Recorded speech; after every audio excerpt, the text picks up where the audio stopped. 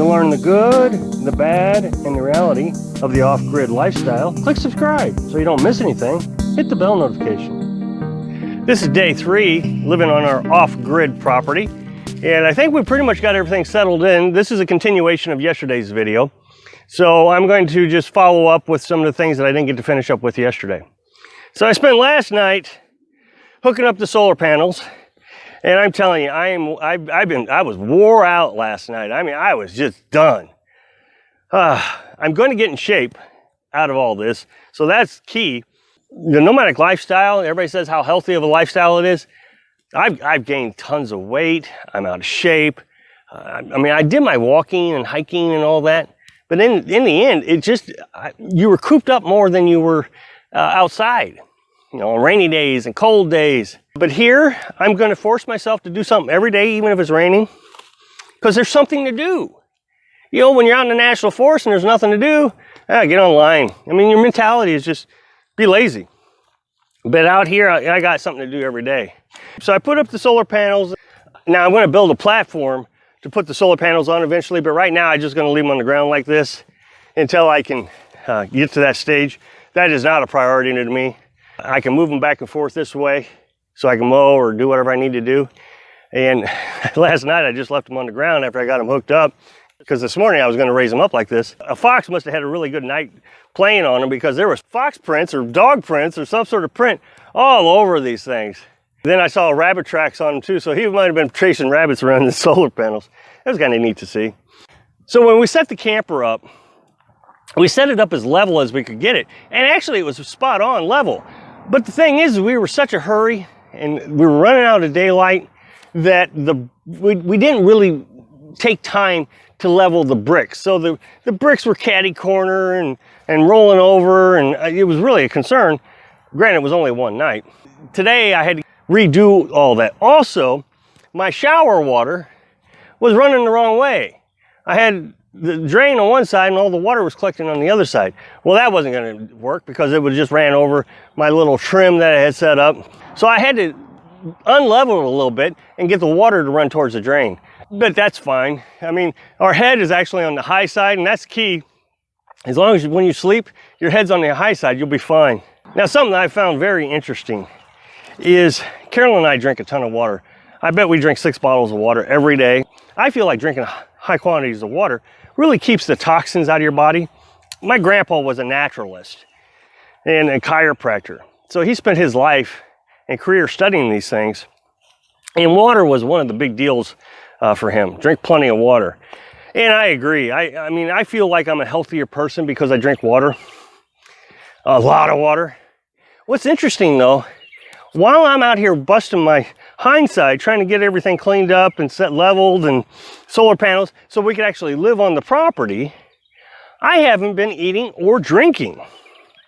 I go all day and before I know it was nighttime and I hadn't eaten or drinking anything. I also didn't go to the bathroom either. I get into the house and I have a bottle of water and I would just suck that thing down. I was thirsty. And I haven't been able to recover until today. I mean, I've been really focused on drinking plenty of water. The food I'm not so concerned about. As long as I get enough protein that I don't get sick, I could stand to lose a few pounds. The water had me concerned. I couldn't believe it. I didn't feel thirsty until I actually started drinking water. So now I'm forcing myself to stop and drink water and rest. And it doesn't take long for me to realize when I'm really thinking about it, how much water I need to take in. So I'm down here next to the solar panels, and you can see how grown up it is. Somebody came in here with a brush hog and just tore the property up. And we got to get this knocked down. One of my big concerns is copperheads and ticks. We've already found a tick, and it's March 7th today, which is very odd to have ticks this early. And then copperheads are going to come out here shortly, I'm sure. They're going to come out, and it's just too dangerous to walk around in here with copperheads everywhere. Copperheads and me are not best friends. I've grown up with those things. Man, I've hated them my entire life. But one of the problems is I can't get a lawnmower or anything down here, even if I wanted to really push the limits of a lawnmower or a brush hog, is because everywhere there is fence line and you can't tell where it's at until you stumble on it. So Carolyn and I have been taking this sling blade. Anybody ever watched the movie Sling Blade with Billy Bob Thornton? That's a really good movie. That's where we got the term. But it's actually like a sickle bar. And so we bought this thing, and within 10 minutes, I was able to clear a hefty little path here. And that did not take a lot of effort. So if we just spent 10 minutes a day trying to knock down these weeds, I think that's going to be a huge gain for us. Then we can go buy a little push mower, and then we'll just be able to keep it down, you know, mow, I don't know, 10 minutes a day until we get in better shape. I mean, right now it's exhausting work. 10 minutes and you're just dead on your feet.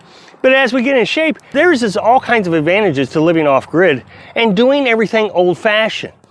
Building up my strength, building up my muscles, getting in shape. Maybe I won't die of a heart attack in 5 years. What Carolyn wants to do is she wants to turn this into a garden, probably next year, not this year. We won't have time to do it this year. Over here, right next to the road, might be able to cut some of that down. Not really sure what we're going to do there. Cut it down, but see, we still have all the stumps and everything there. So I'm not sure how we're going to turn that into a garden. We'd actually have to hire a bulldozer to come and plow that out. I don't know, we'll see. But we'll definitely probably cut some of that down. So right now I got all the wires from the solar panels and a generator and extension cords, and they're just everywhere on the ground here. I really got to take care of this problem because it's a serious trip hazard. So are the weeds, but we just got to be careful around all this. So at some point, see, and it's just a lot of stuff that we got to get done quickly. And then there's a lot of things that's going to take time for us to, you know, we can take all the time in the world we want. But I got to get out here with a shovel and bury these wires. I've already twisted my ankle twice. The same ankle is black and blue.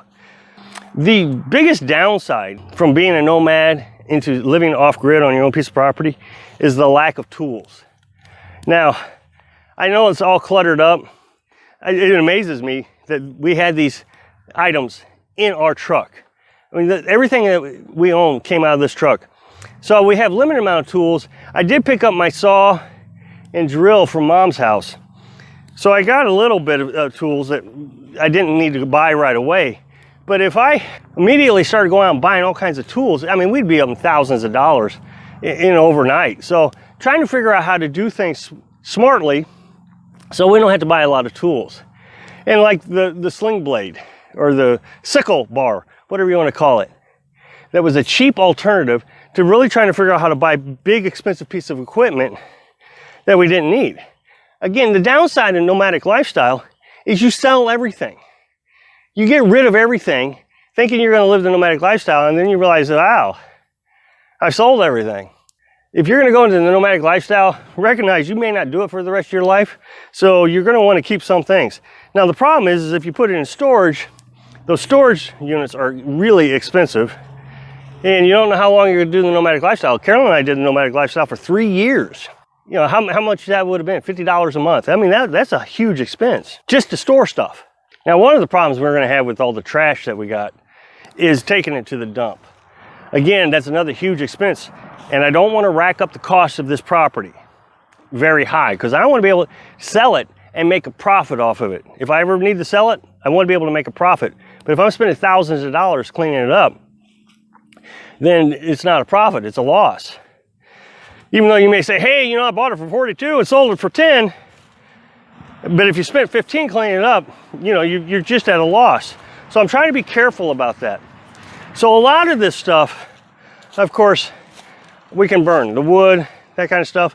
The tin, I might be able to find a recycler who'll take it for free. But then the rest is going to have to go to the dump. And every time you go to the dump, that's a $20 charge. You know, they charge by the ton, and the minimum is 20 bucks. Well, my truck doesn't hold a ton, so I'm going to pay 20 bucks every time I take it over there. So I want to make sure I do it smartly. And anything that we can recycle or reuse, we're already doing. Carolyn just now found, I know this is a silly example, but Carolyn just found a dish drainer up here in the trailer. One of those old-fashioned ones with the heavy-duty plastic material, and it's not brittle. You know, first thing I said, is it brittle? No, it is. It's in really good shape. So, of course, we're going to use that. And so there might be some things in here that we can use, plumbing materials. You know, this is something we found yesterday. And You know, somebody may want to buy that, you know, throw it up in the yard sale, or just give it away for free. And there's a lot of people that will clean those up and use them as lawn ornaments. But right now, everything is such a trip hazard. This has to be cleaned up first before we even touch the trailer. So, you know, I'd like to be able to get started on building our tiny house this summer, but it may take a little bit longer just trying to get all this cleaned up. But that's fine. It's worth it. Hope that you will continue to watch our adventure. Thanks for watching.